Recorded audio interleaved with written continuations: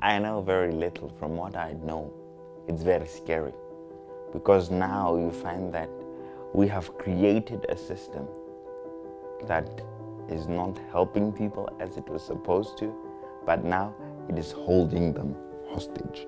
The IMF says the world's reached a record level of debt, $152 trillion. That's more than twice the size of the global economy.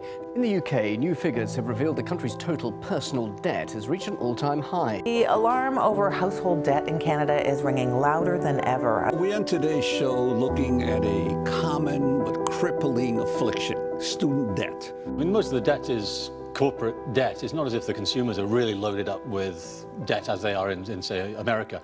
You find a system whereby instead of bailing out individuals, you bail out banks. And then the banks become too large to fail. This is an institution that has grown so large that its failure would devastate the economy, requiring a government intervention or a bailout. Key operative word there. So again, it's so big that if it does manage to go down, it requires a government bailout. Some of these banks have become so powerful that they hold the state to ransom. Our entire economy is in danger. So I propose that the federal government reduce the risk posed by these troubled assets and supply urgently needed money so banks and other financial institutions can avoid collapse and resume lending. Under our proposal, the federal government would put up to $700 billion taxpayer dollars on the line to purchase troubled assets that are clogging the financial system. You have put the profit above the service.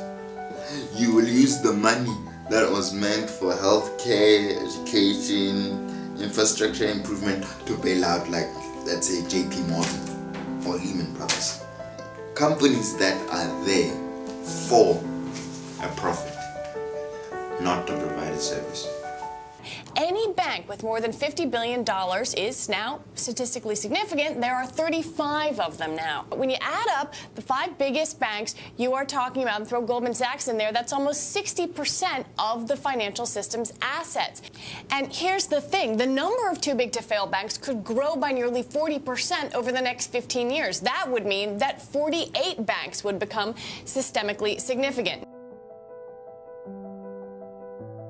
As long as the United States is responsible financially for institutions such as the United Nations, such as the World Bank, such as the IMF, we're all screwed.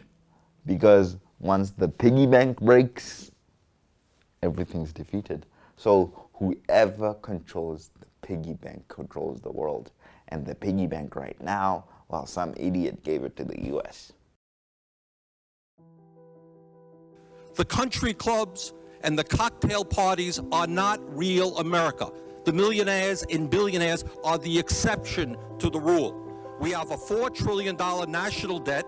1.4 million Americans have lost their health insurance. Millions of seniors can't afford prescription drugs. Middle-class families can't send their kids to college because they don't have the money to do that.